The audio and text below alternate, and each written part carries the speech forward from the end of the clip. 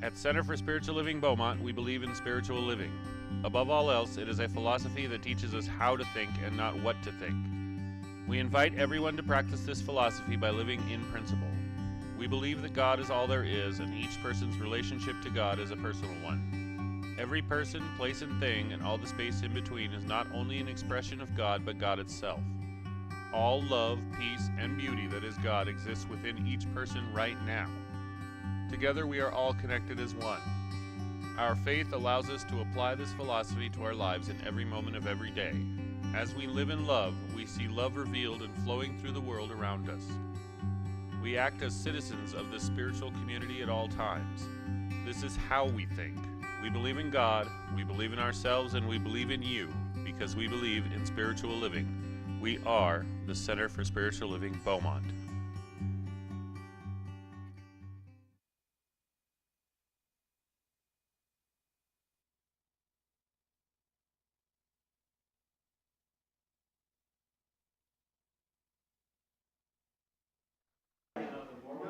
Welcome to the Center for Spiritual Living Beaumont. I invite each and every one of you to take your seats so we can get this morning's service started. Welcome to those online and in person. First-time guests, welcome. Please pick up a blue welcome packet in the back. After service, we have a fellowship and meal in Carter Hall. Please consider staying after service. Please take a moment to make sure your cell phone is silent. If God is really trying to reach out to you, they'll call you after service. So please make sure your phones are on silent. She will call you after service. Thank you. So let's read our vision statement together. CSLB is an inclusive and transformative community of spiritual practice. So I have a couple of announcements. The Good Grief Group meets in the sanctuary every week on Thursdays in person from 1 to 2:30 p.m. Grief is more than the loss of a loved one and cannot do it alone, so we do it in community. This afternoon, our Clockwork Mind is a workshop being led by Dr. Reverend Michael Curcuru. And I have to say, I had to ask him recently, is it Dr. Reverend? I actually have it incorrect. It's Rev Doctor. So if I just call him Rev Doctor, you'll know who we're talking about. It begins at 12 and it goes to 1:30.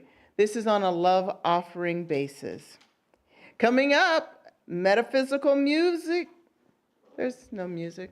My bad. A metaphysical movie and meal is coming up on May 8th here in the sanctuary. This will be hosted by us, and it's going to be a great event. They're going to be showing Jonathan Livingston Seagull. There's going to be a spaghetti dinner that goes along with it. It starts from 5 to 8 p.m. More announcements. We have this free community assistance event. Community Awareness Day on Saturday, May 18th from 10 to 3 will be held here at the CSL Beaumont Sanctuary. Faith in Action, a non-denominational charity located in Banning, is extending their support to the Beaumont community by providing information to help people who may have difficulty navigating Riverside County services. They have had much success in helping veterans get benefits, undocumented individuals find available services, and people in need of lodging and opportunities for employment. So this Community Awareness Day will offer opportunities to help participants enjoy a more meaningful life. We will offer free clothing, which includes new packaged underwear and socks, sandwiches are provided by a local restaurant. Organizations such as Employment Opportunity Workshops, Child Protective Service, Mommy Baby Teaching Techniques to help new mothers, food banks, etc. And there will be game and entertainment tables for children. So please consider coming out and participating and helping. Because here at CSL, we talk about making a community that works for everyone, so your presence would go a long way to help with that. Powering your decisions. Your CSLB will be holding a new certified class called Powering Your Decisions on Wednesdays from May 22nd through July 10th at 2 p.m. to 4 p.m. It will be facilitated by Rev Dr. Michael. More information to come. And I thank you guys for helping me with that because I could have said the wrong thing.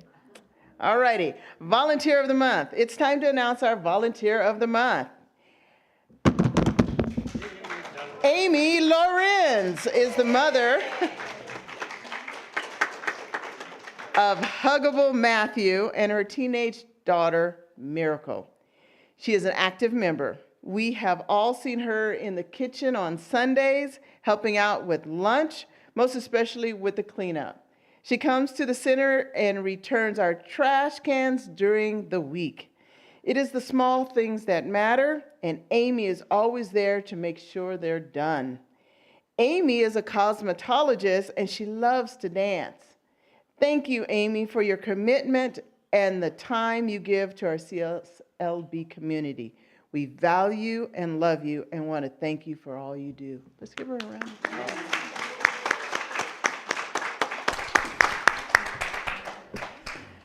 Time for birthdays. And if you remember March, you know birthdays mean it. They mean it because my birthday was in March. So please raise your hand if it's your birthday. Woohoo! Let's honor them and sing happy birthday for all of those wonderful faces of God. Happy birthday to you. Happy birthday to you. Happy birthday, all you wonderful faces of God. Happy birthday to you. And many more. Stay after service for a wonderful session of love and lunch in Carter Hall. Fellowship and food are a wonderful topper for a wonderful service. So we have an opening song.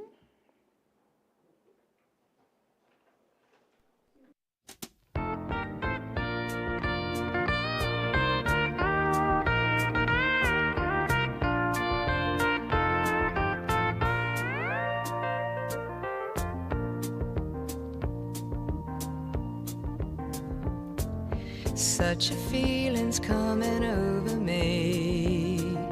There is wonder in most everything I see.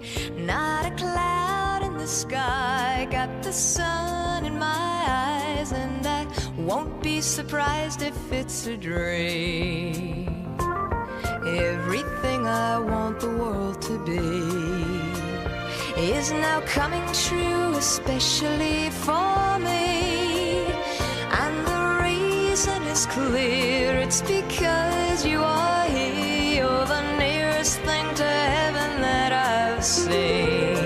I'm on the top of the world, looking down on creation, and the only explanation I can find is the love that I've found ever since you've been around. Your love's put me at the top of the world.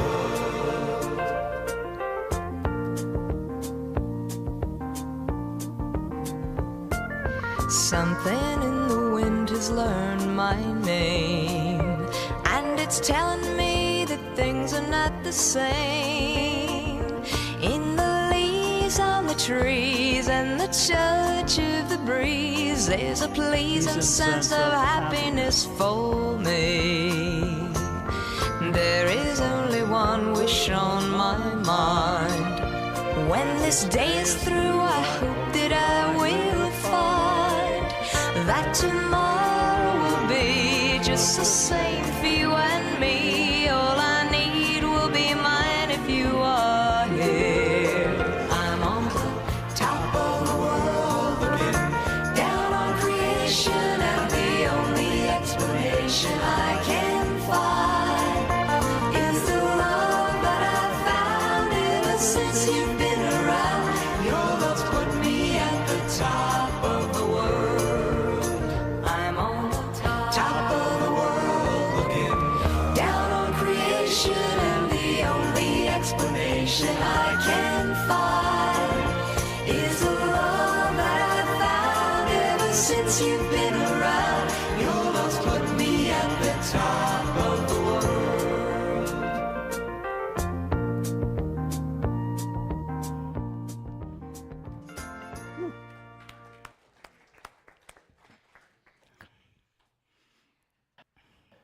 Beautiful, just beautiful. Well, my name is Tommi Jones, and I am one of your licensed spiritual practitioners here at the Center for Spiritual Living Beaumont. The other practitioners and I will be available after service for a moment of prayer on this side of the sanctuary. Please do not leave here this morning with anything in or on your heart. We would love to pray with you, and we absolutely know that prayer works. So now, let us all close our eyes and let this meditative song bring us to our center.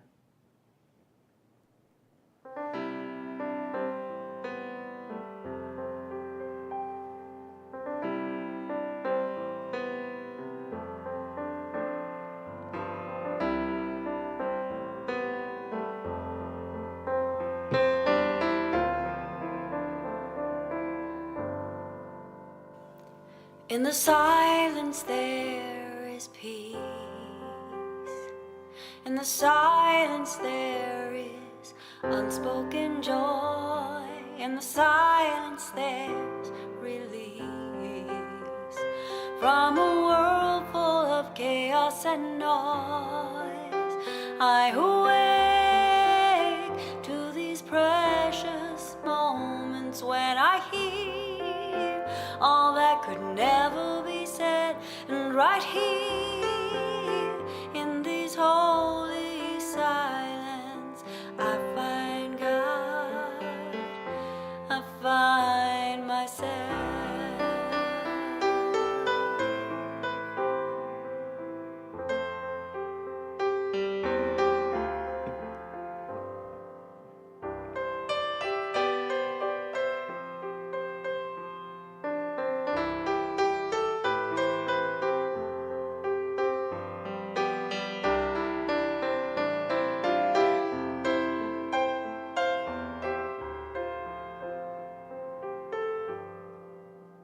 I awake to these precious moments when I hear all that could never be said, and right here in this holy silence I find God,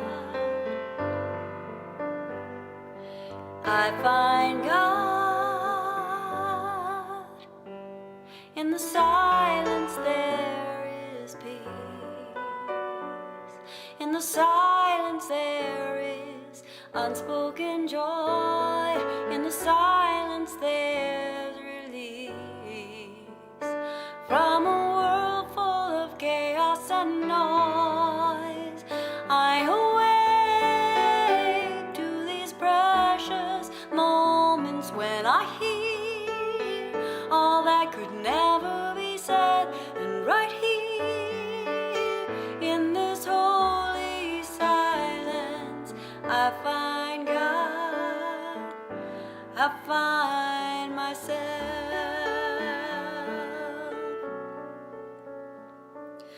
I find God, I find myself.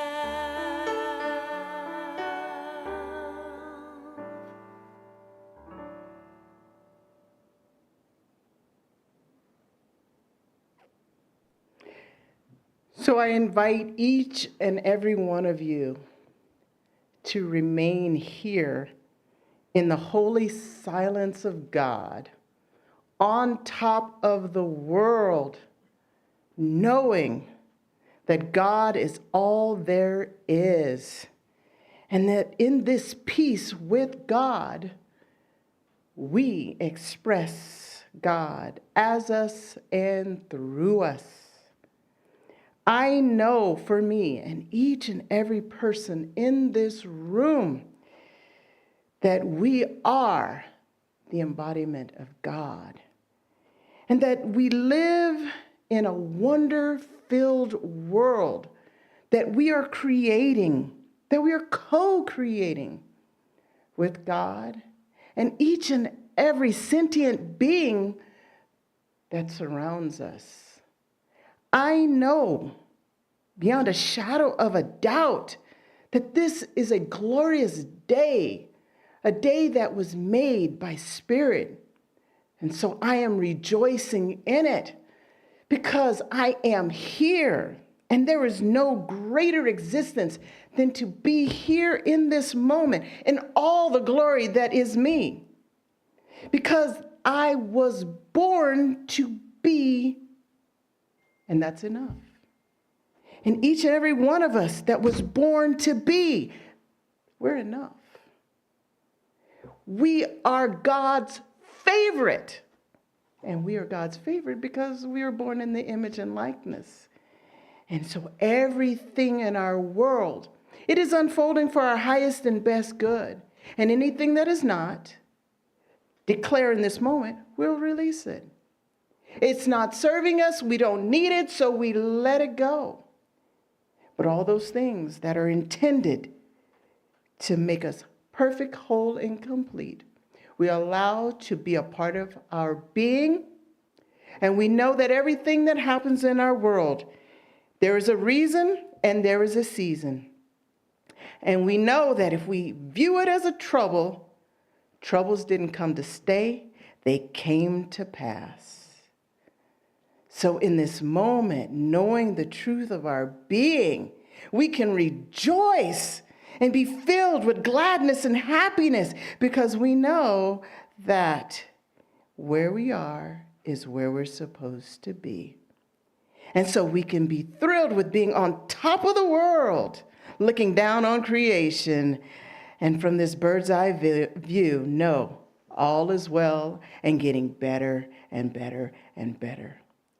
So I'm so grateful to be here today to share in this moment of understanding and knowing with each person who is allowing their true self to come forward, who is prepared to hear the message that is delivered by Reverend Dr.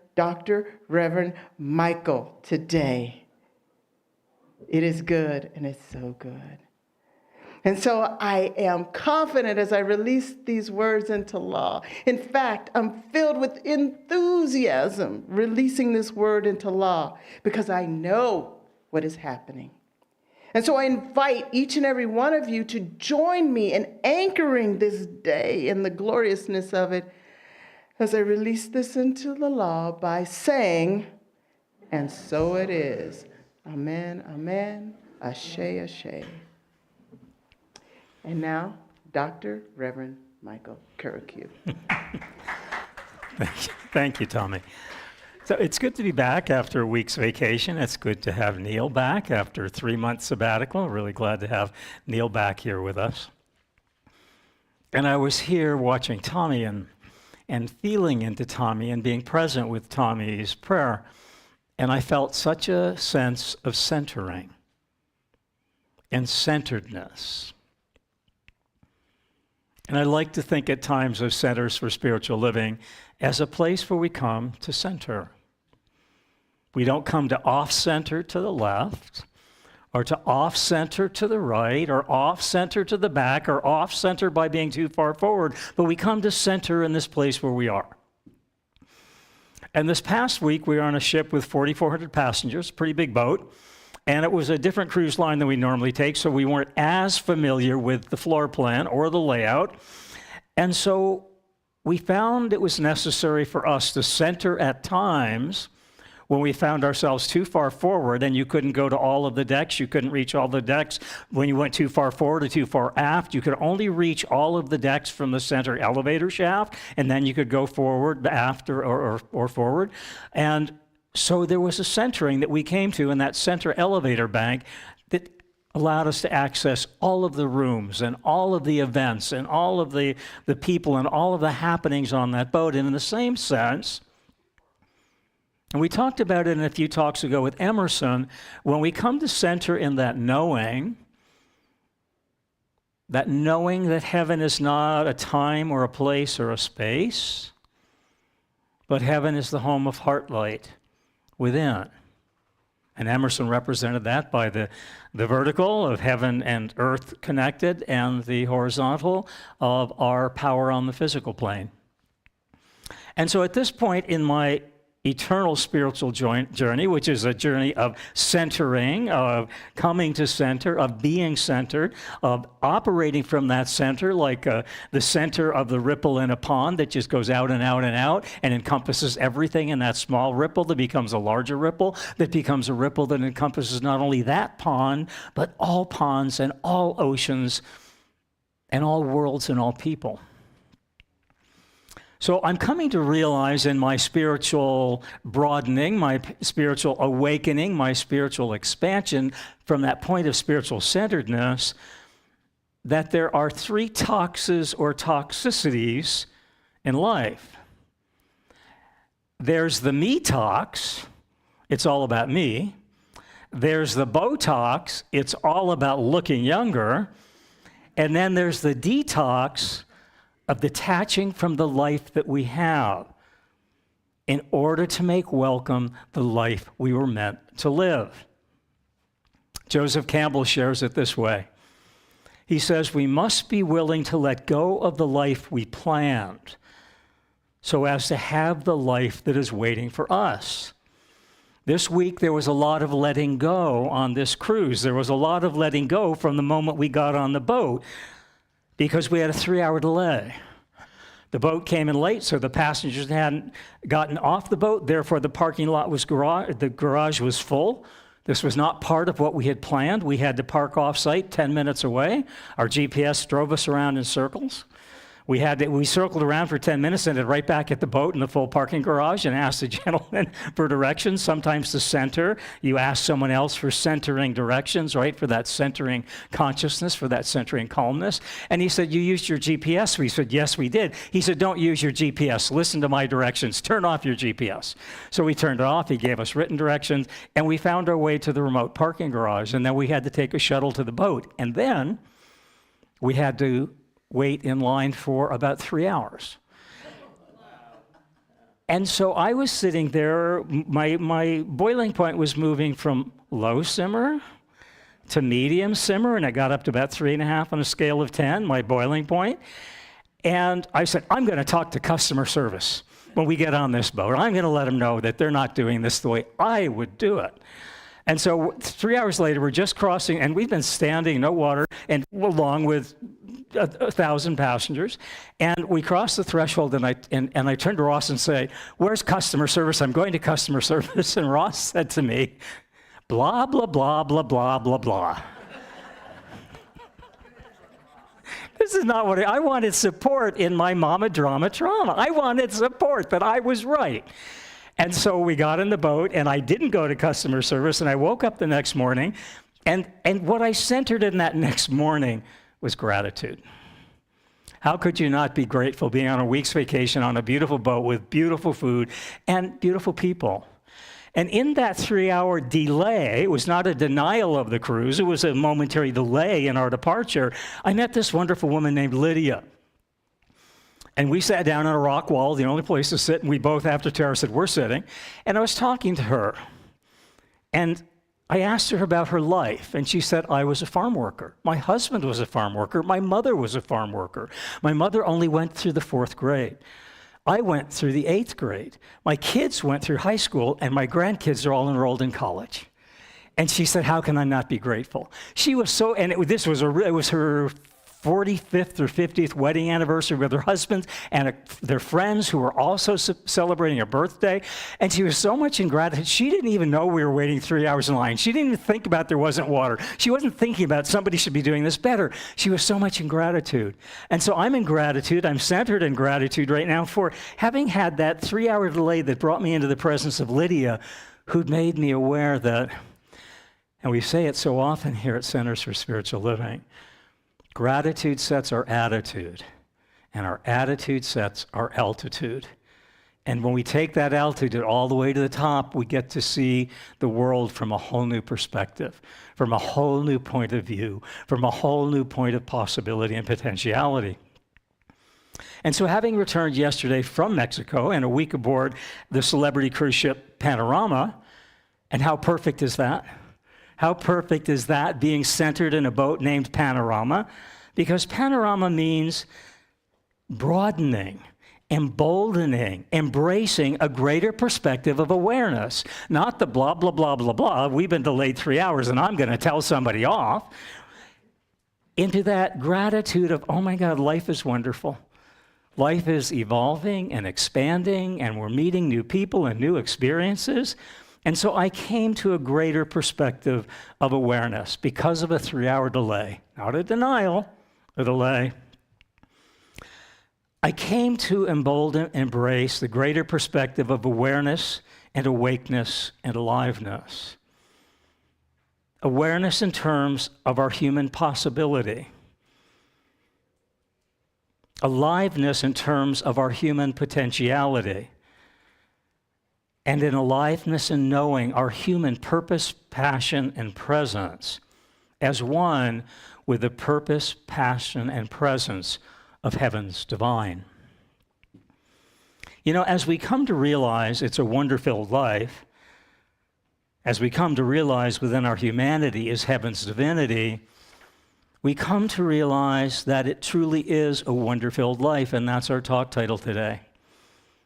Today is Cinco de Mayo, and it's kind of special for us having returned from Mexico and learned all about their traditions and their celebrations and their histories and their victories and their people. It was truly a time of our expansion into the awareness of the Mexican culture and the Mexican people and the Mexican foods, the Mexican music. In truth, Cinco de Mayo is a day of celebration, it's a day of liberation, and it's a day of revelation. And that, in truth, is what our Science of Mind teaching is all about. It's about celebration of life, a liberation of our minds, and a revelation of oneness. A oneness of knowing that we are eternally walking this spiritual journey together. A celebration, a liberation, and a revelation of oneness. The oneness of knowing that we are walking this spiritual journey together. And so our opening story speaks of this eternal togetherness of our journey. And the story goes like this. A sage was once asked, "How long have we been on this journey together?" And the sage replied, "We've been on this journey together for eternity." The sage was then asked, "What is eternity?" And the sage replied that eternity is like this. Imagine a mountain, 3 miles high, 3 miles wide, and 3 miles long. And once every 100 years over this 3-mile mountain, a bird flies over the mountain. And that bird is holding in its beak a silk scarf, which it brushes across the surface of this 3-mile mountain. The time it would take for the silk scarf to wear down the rock of that mountain all the way down to the base, the sage said, that's eternity. That's eternity. And that's how long we've been doing this. We've been doing this for eternity. And so the sage was then asked, so the gift is that of eternity? And the sage replied, no. The gift is that we're doing it together. And that was the gift that Lydia gave me while we were waiting to board the boat. The gift of we're doing this together. She centered me in that togetherness of oneness. She centered me to the point that when I crossed that threshold of a boat onto new journeys and new experiences and new destinations, I came to know myself better. I moved beyond my blah, blah, blah, blah, blah, into my presence of seeing and being and becoming. And I truly moved into that experience that, do you know, the 1,500 people on that boat and on Carnival Cruise Lines that day, they were doing the very best they could with a very difficult situation of having arrived late, paperwork not being processed by the port as efficiently as it might have been. And I was so into my stuff, I couldn't realize it's all people. It's people serving people. It's people being with people to the best ability that we can be with people. I do my best to be with ministry. I do my best to be present at the center. But in that moment, I wasn't doing my best to be present with the awareness that we're all one. We're all one. And what was my part was to move from that argumentative state into that state of awareness. We're all one. We're always doing this together. And so I became aware on the boat that each one of us individually and all of us collectively, and Lydia helped me see this with her attitude of gratitude. I came to see people on that boat. I came to see my face and all faces, and I'm moving into this consciousness. I'm seeing all faces as the face of God smiling. I came on that boat, and I'm opening up to the awareness through ministry, through life experiences, through moving beyond my blah, blah, blah, blah, blah, that we're all one in the heart of God, and that we're all the heart of God opening, and we're all the hands of God praying. So I came to realize we're all the face of God smiling, we're all the heart of God opening, and we're all the hands of God praying. And what a different perspective from being stuck in that line. I was stuck in that line. I was stuck in my energy. I was stuck in my consciousness. And I let all of that go. And all of that expanded into an energy where everything unfolded in synchronicity. Everything worked out perfectly. We went on day trips we hadn't planned to go on just by saying yes to the feeling in the morning, by being present with the morning, and coming to realize that we're all the face of God. And so here's a story, and we've all heard it before, but a little different twist on it. A mother asks her child, "What are you drawing?" And the child responds, "I'm drawing the face of God." And the mother says, "No one knows what the face of God looks like." And the child says, "They will in a moment." If you were to draw the face of God right now, what would the face of God look like? What would the heart of God feel like as you're drawing? And what would the hands of God's likely be doing? If you were to draw the face of God right now, would you draw your face as one with God's face? Would you draw your heart as one inside of God's heart? Would you draw your hand as one with God's hands? As we become aware, awake, and alive to the knowing that we are the face of God smiling, we are the heart of God opening, and we are the hands of God praying. And by praying, I mean whatever our hands are doing, if we're doing it from a state of godly consciousness, then that's prayer. If we're washing the dishes, if we're putting gas in the car, if we're making macaroni salad, if we're putting our shoes on, if we're tying our shoelaces, if we're choosing a shirt from the closet, if we're choosing what to have for lunch, if we're choosing who to call on the telephone, if we are choosing to use our hands in any way we use our hands, then that's a prayer, if we're doing it from godly consciousness. And so, as we see our hands as the hands of God, and our life in itself becomes wonder-filled. And that was part of my journey. That was part of my journey this week, was seeing the wonder-filledness of that trip, which allowed me to shift in consciousness. And so I like to see science of mind as Oh, that's one ahead. Oh, there we go. Can we reset that, guys? So what we're looking for, there we go. That's the one, the a la carte of ice cream consciousness. And I like to see science of mind as the a la carte of consciousness. We get to choose our ABCs, always be conscious. We get to choose our 1, 2, 3s, our state of consciousness, our 1, 2, 3s. Are we coming from our intellect? Are we coming from our intuition? Are we coming from God's inspiration? I was coming from intellect in that line when it was, boy, I'm going to talk to customer service. Lydia woke me up to that intuitive realm that, wait a minute, I'm more than my circumstances. I'm more than my circumstances. And then I woke up to that intuitional realm. And so if we look at the a la carte of ice cream consciousness, which is the a la carte of science of mind, it's also the a la carte of life. If we look at a young boy, and there was a young boy on the cruise who every morning had a vanilla ice cream cone. For 7 days, he had a vanilla ice cream cone every morning. And his brother had a chocolate ice cream cone one day and a strawberry ice cream the next, and then his father would have a different dessert. He'd have a cherry cobbler for breakfast, then he'd have an apple tart for breakfast.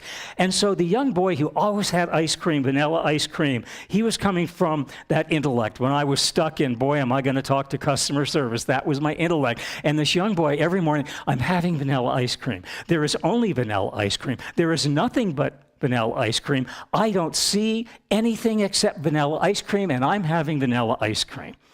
That's our intellect. I'm talking to customer service. And then when we move that, that's an off-centeredness. That's that me talks. It's all about me and my ice cream. And then when we move to the intuitive level, and the intuitive level is our feeling level, and we go to that ice cream bar, and we go, you know, I really like vanilla ice cream. I really, really like vanilla ice cream, but today I feel like, Ernest Holmes says it's always about the feeling. Today I feel like ice cream, but today I'm going to have a strawberry ice cream. No, I'm going to have a chocolate ice cream. No, I'm going to have a butter pecan ice cream. And so as we move into the intellectual realm, we're moving into that realm of I think, therefore I am. I think, therefore I am. I think and I feel into this realm that I'm going to have the choice of any flavor of ice cream I want. And I like vanilla ice cream, but today I feel like chocolate or strawberry. And I'm going to go with the flow of that moment. That's the intuition. I'm going to go with the flow of the moment and choose what I desire in the moment, not what I always choose before. And so as we move into the flow of the intellectual realm, we move eventually into the inspirational realm. And that inspirational realm is the realm of I am that I am. And that's the realm that I moved into on the boat of knowing that we are the face of God smiling, we are the heart of God opening, and we are the hands of God's praying. And that's the inspirational realm. But we can see it in ice cream. We can see that in the inspirational realm, does it have to be ice cream?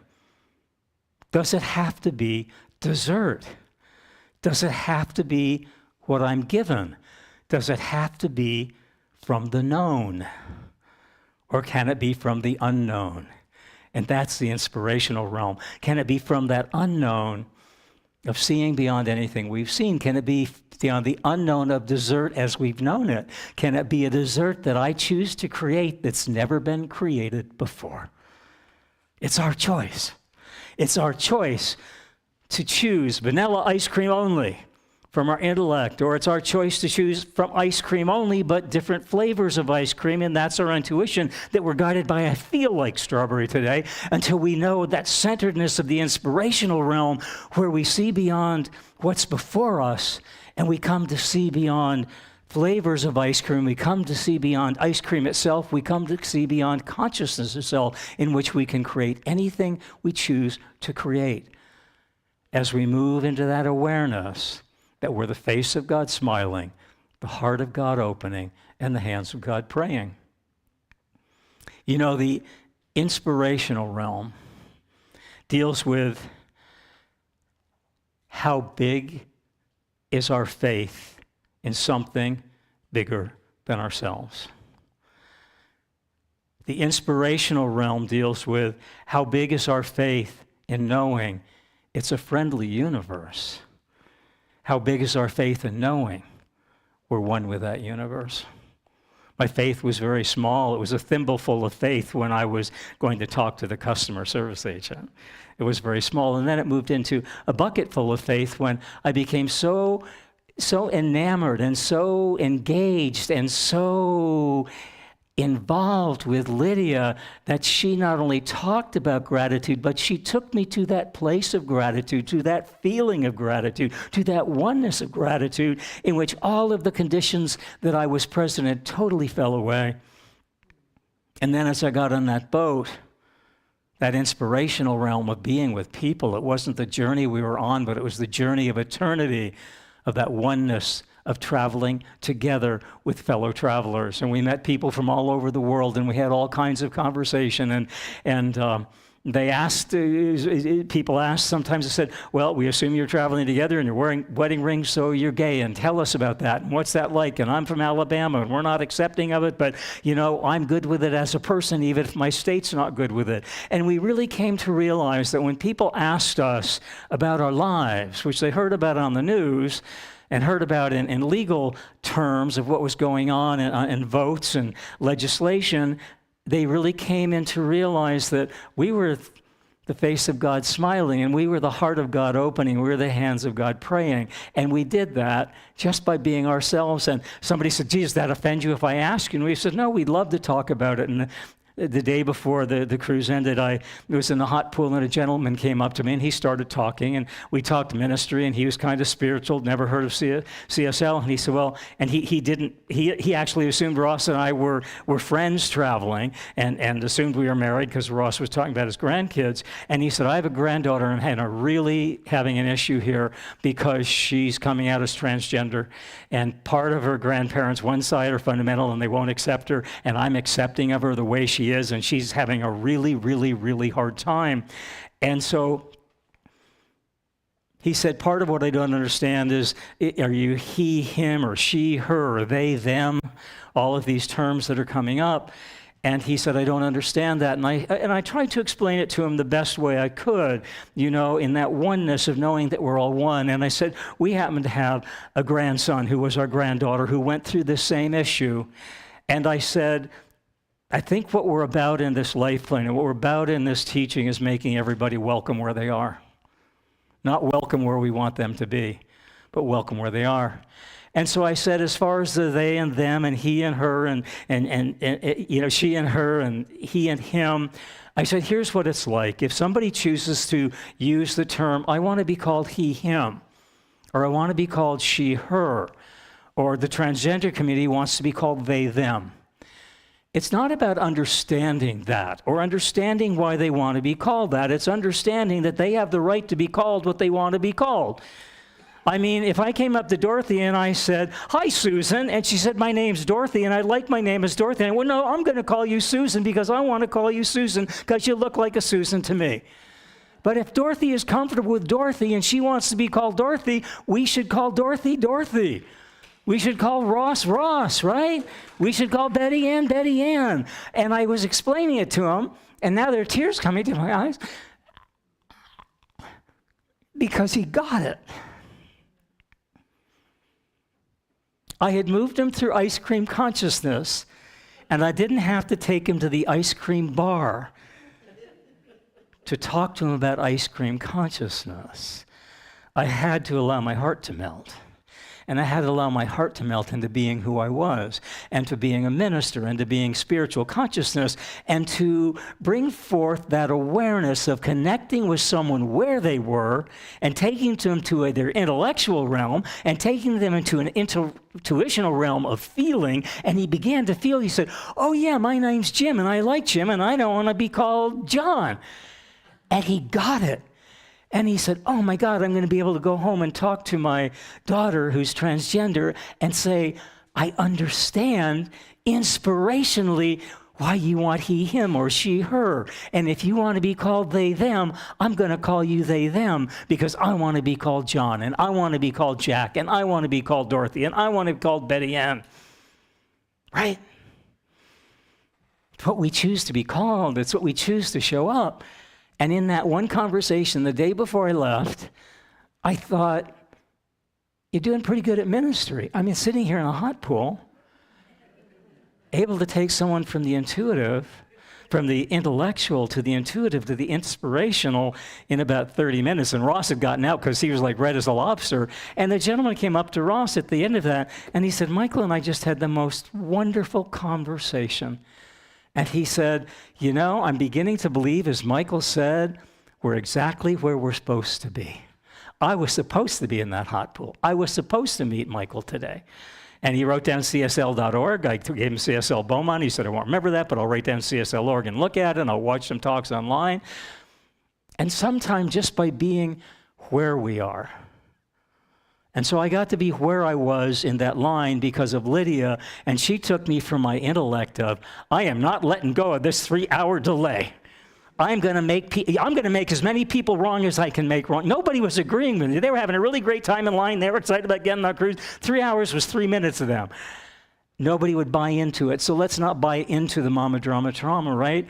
And Lydia moved me into that intuition. I'm feeling really good talking to Lydia, and all of a sudden that last hour vanished, and I got to know her. And then I hit that inspirational realm of saying, Lydia was my minister today. I was a minister for that gentleman in the hot pool.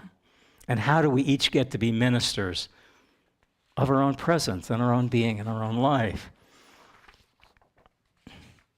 I think that's really the journey we're on, right? That journey of eternity, that journey of oneness and togetherness. We get to be comfortable where we are. And when we're comfortable where we are, people who are uncomfortable with us become comfortable because they feel that we're comfortable. And then they become comfortable with themselves, and they go home and they talk to their daughter or their son or their wife in a way that they can relate and be relatable. And it changes people's lives.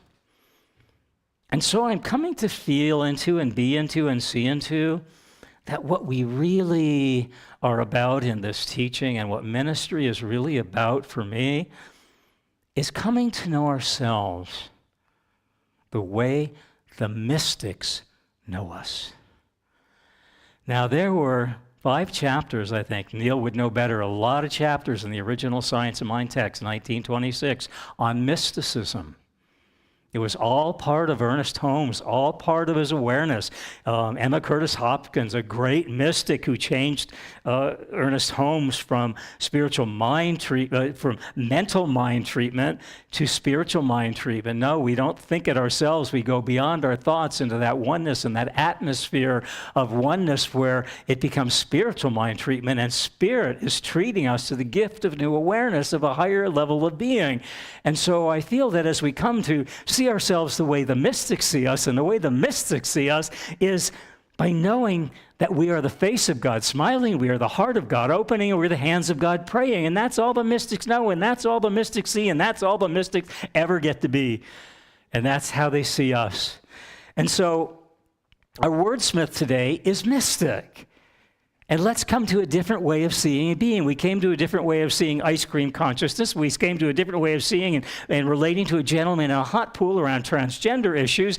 And so let's take a look at the word mystic, and let's see it as my, S-T-I-C. My spiritual truth is consciousness. That's the bottom line. That's the top line.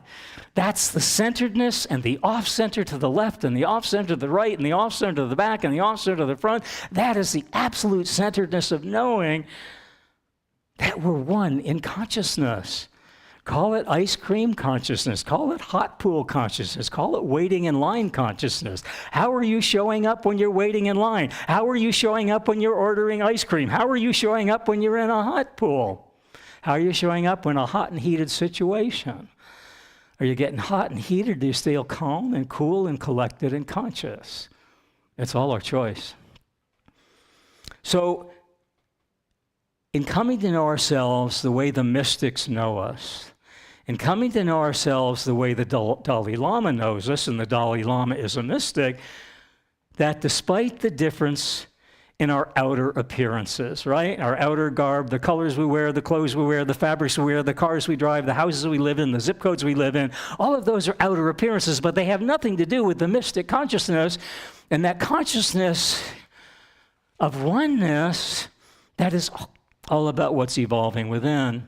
So despite the differences in our outer appearances, inside we're all one. And we're all one in knowing there is no other. Lydia got me to the place, and she wasn't doing it. She was just being who she was. She wasn't trying to calm me down. She was just being who she was. And she got me to that place of oneness, that there is no other. There's no other. There's no other between Carnival Cruise Line staff that's making this event work the best they can, my being a customer. We're all one. We're all one. Let's work on this together. And as we come to that all-knowingness of our face is the face of God, that all-knowingness of our heart is the heart of God, that all-knowingness of our hands is the hands of God, we come to realize that everybody is the face and the heart and the hands of God wherever we meet them. And I think the question for myself coming off of that cruise was, how often am I the face of God, the heart of God, and the hands of God? Because I'm not always. I'm not always, and neither are you. But isn't it nice when there's a Lydia?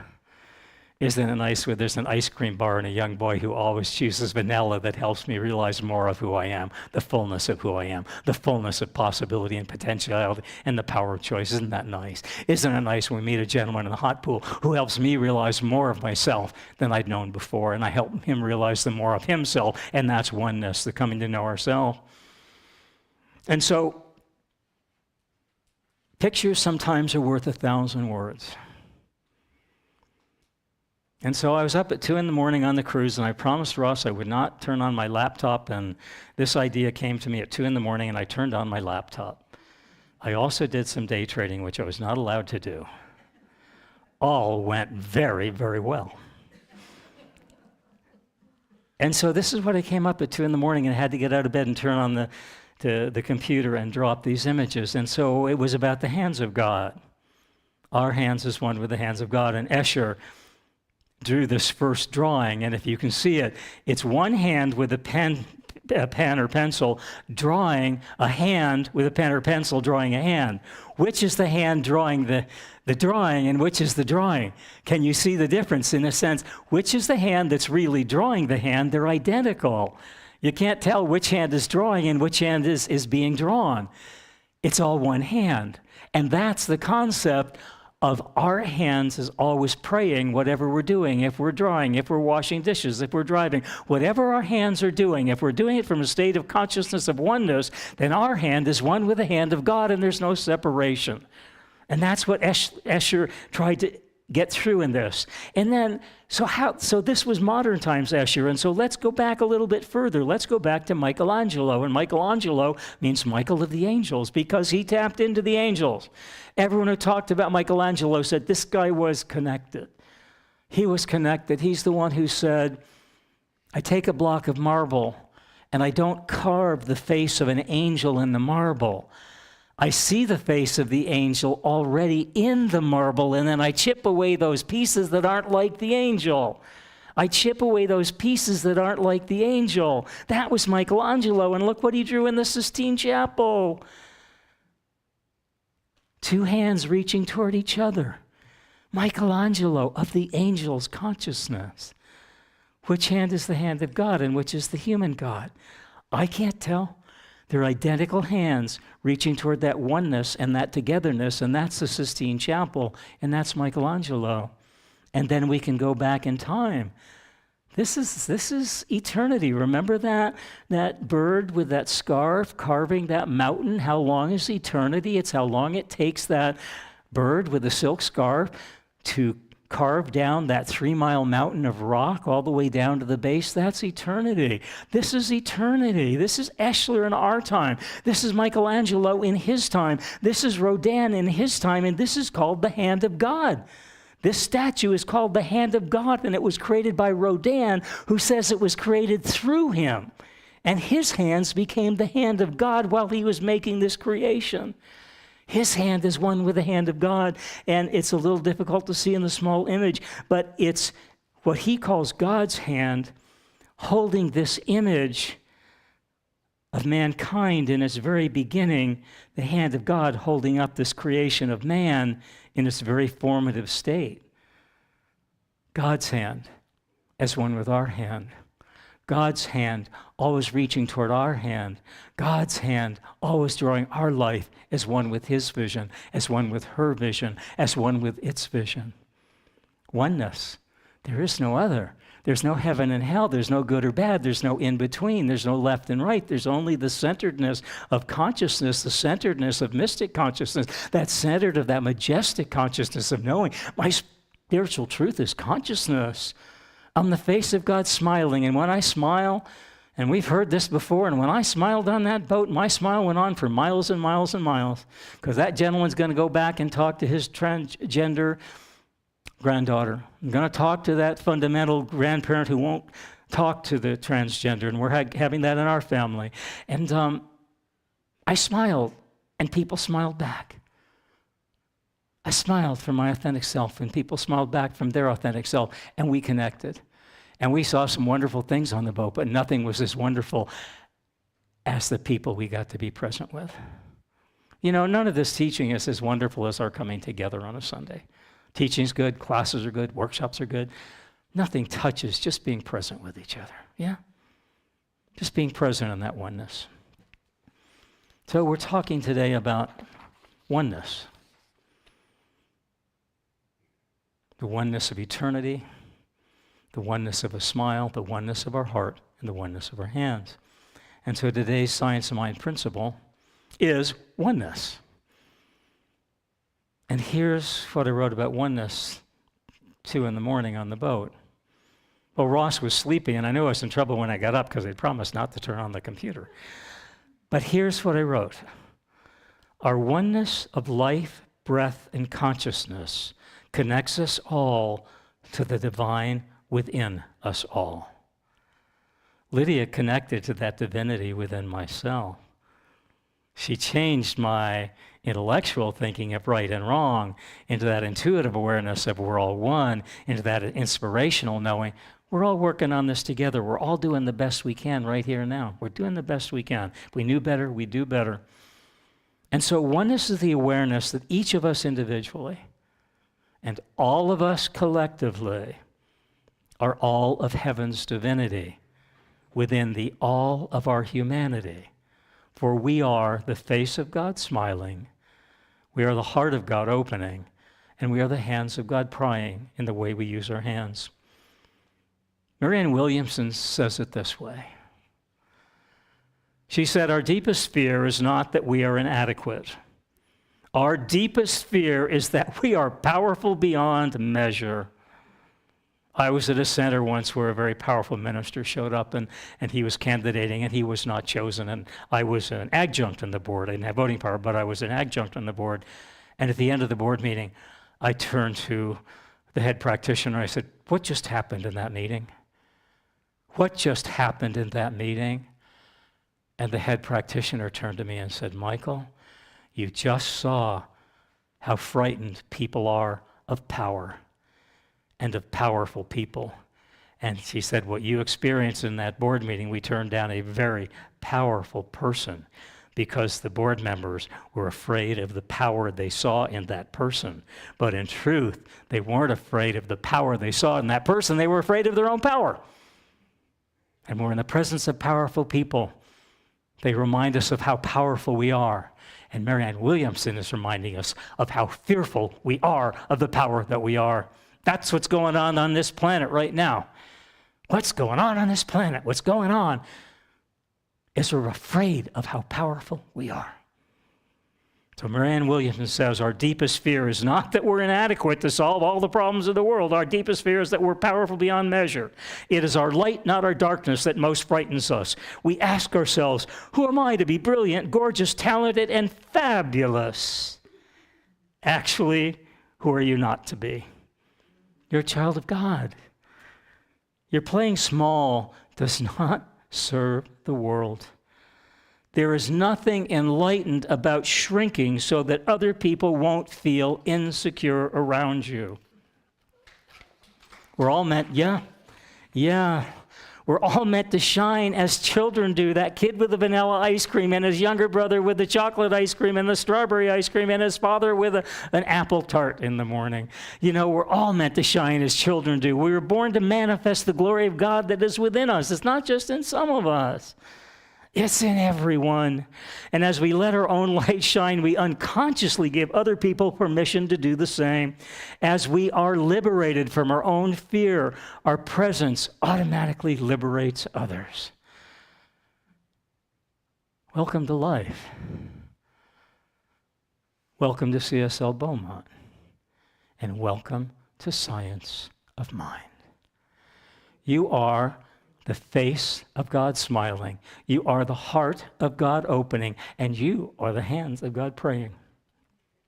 Oftentimes in life now, I think there's this really bigness that ministry is calling me to, and I have no idea what that sounds like or feels like or tastes like, but there's this bigness. There's this bigness around it. And so sometimes in that bigness that is calling, I feel I'm losing my way when I get caught up in the me talks of it's all about me, I'm being delayed. You know, I should have some privilege. I shouldn't be delayed. I'm privileged. I'm important. Why am I being delayed? And so sometimes in those moments I feel I'm losing my way. But in that moment when I felt I was losing my way, God brought Lydia to guide me. In that moment when I felt I was losing my way at times this week, that child at an ice cream bar and his brother and his father, God put them there to guide me into the awareness of ice cream consciousness. It can only be vanilla, it can be different flavors of ice cream, or could it be something beyond anything I've ever known, a dessert that's never been made up before? Never, ever, the world has never, ever seen. Can you imagine a world before Toll House cookies? I can't imagine it. But somebody imagined Toll House cookies, and now we have Toll House cookies. But I came to realize in my moments of smallness this week, and in my moments of feeling I was losing my way, I came to realize, and I'm coming to realize not each and every day, but with each and every breath, that when I feel I'm losing my way, in truth, I'm finding my soul in a way I've never, ever, ever found it before.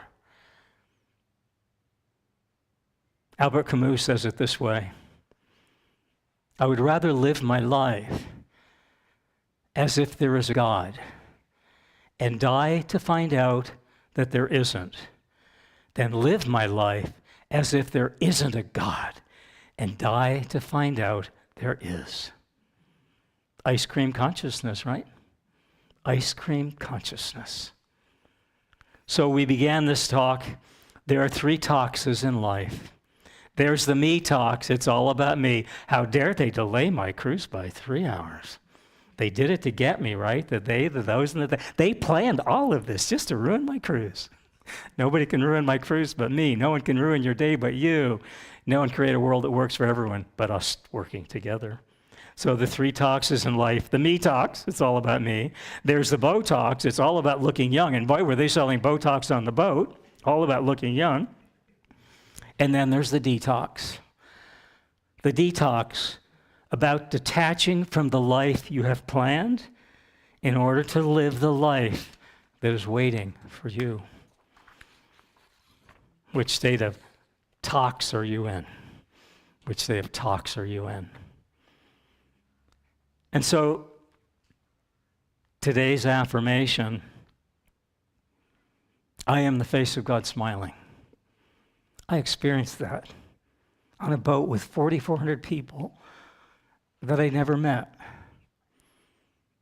And though I only met a few, I came to feel I knew all 4,400 people.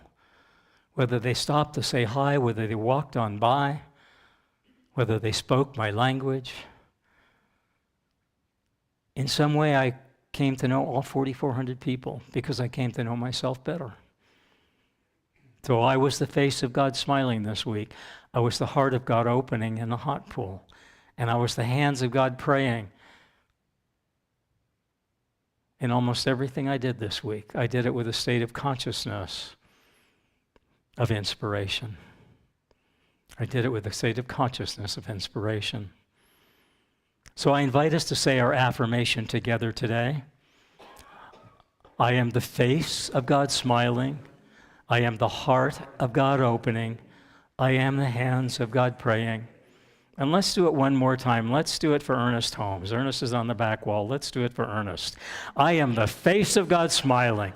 I am the heart of God opening. I am the hands of God praying.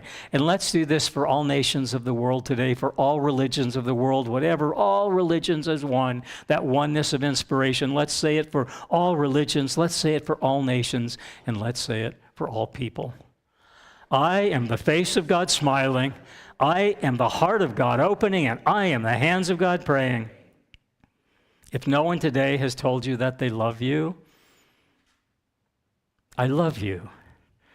And the only question that came to mind for me right now is, why didn't you tell yourself you loved yourself when you looked in the mirror? So if you haven't been anyone told you they love you today, the first person that should say, I love you, is you when you look in the mirror. So I love you. So ends our talk. Be well. Stay conscious. Namaste. And remember, every breath of your way, every breath of eternity, the joy is that we're doing it together. We are the face of God smiling. We are the heart of God opening, and we are the gods of hands praying with everything we do with our hands, whether carving a marble statue, whether drawing a drawing, or whether baking Toll House cookies. Be well. Stay conscious. Namaste. Thank you.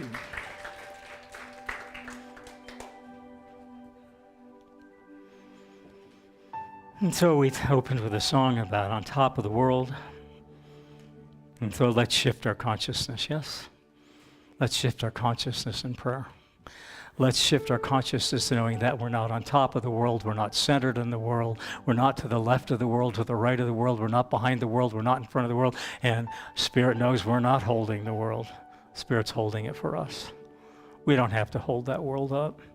We don't have to hold ourselves up, and we don't have to hold others up. Because Spirit's holding it all.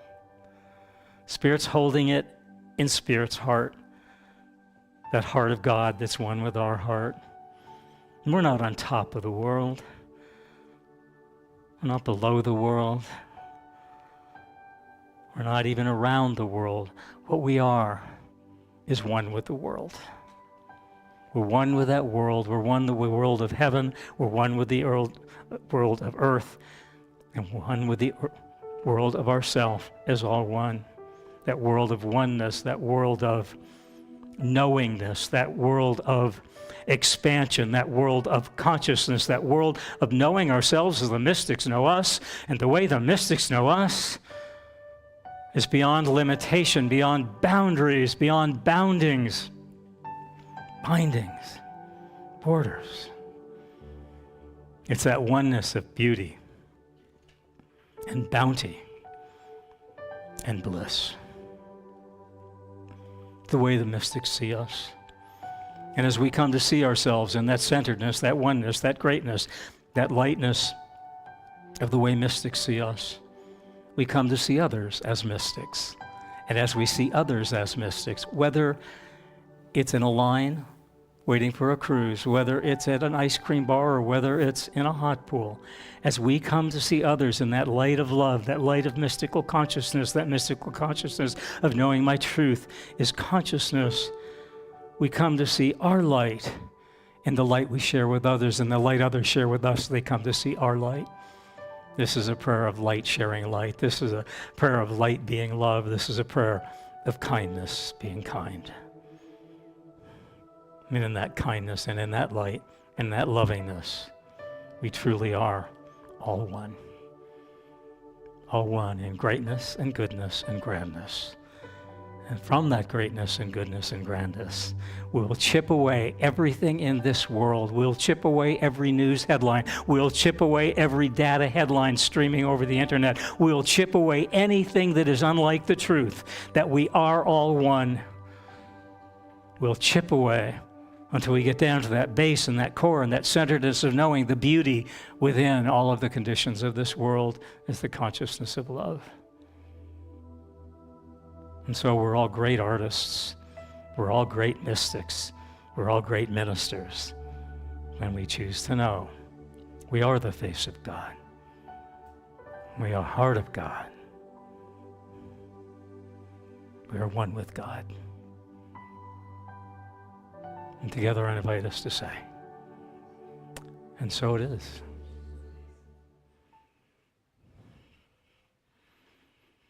So it's our time of giving and receiving. I talked a lot about being on the panorama and coming to see from broader perspectives beyond my personality into that greater presence of spirit.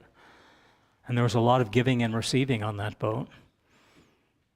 And so as I gave and as I received, I came to know myself better. And so I invite each of us to read this together from that consciousness of giving and receiving by which we come to know ourselves as one with Spirit. And if the ushers would come forth as we read this.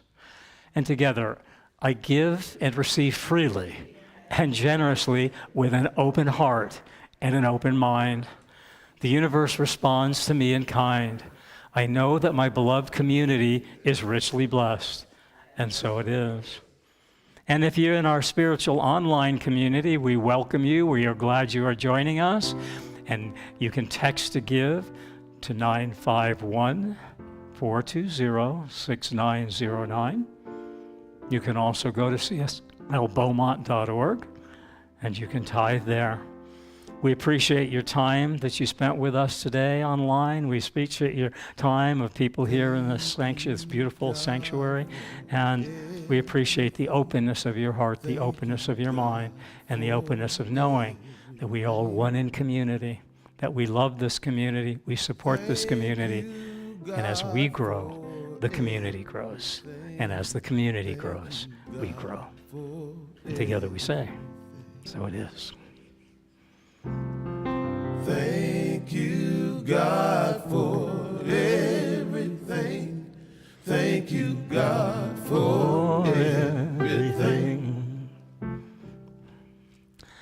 Thank you, God, for everything. Thank you, God, for everything. Thank you. Thank Thank you for being here. Thank you. Thank you. Thank you. Thank you. Thank you. Thank you for being here. Thank you. Thank you. Thank you. Thank you. Thank you. Thank you. Thank you. Thank you. Thank you. Thank you. So I believe in our program. It is time to circle up and sing our way out.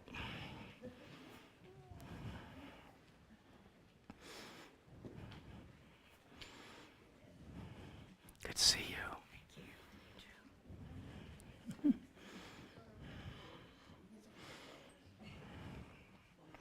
Don't forget, right after service, we have food in the Carter Hall in the other room. And because today is Cinco de Mayo, it's Mexican food.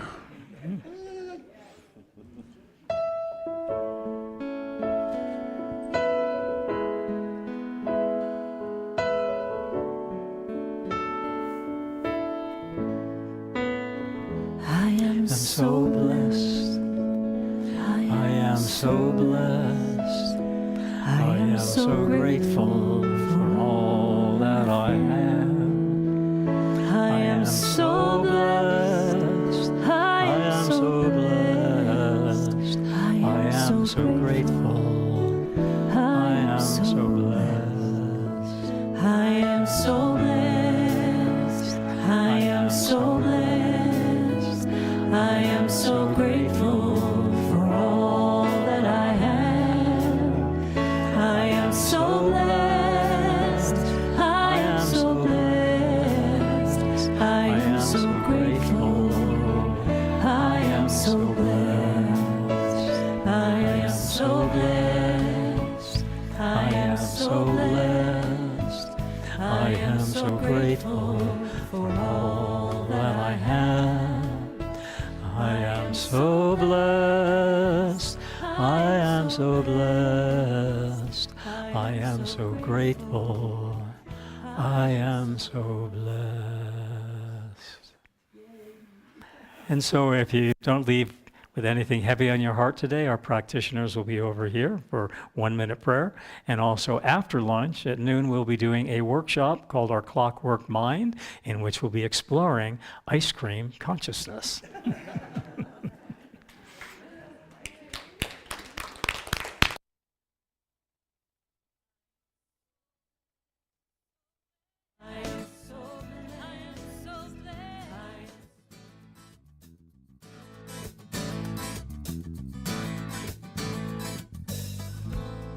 Grateful for your tenderness. Life can feel unkind.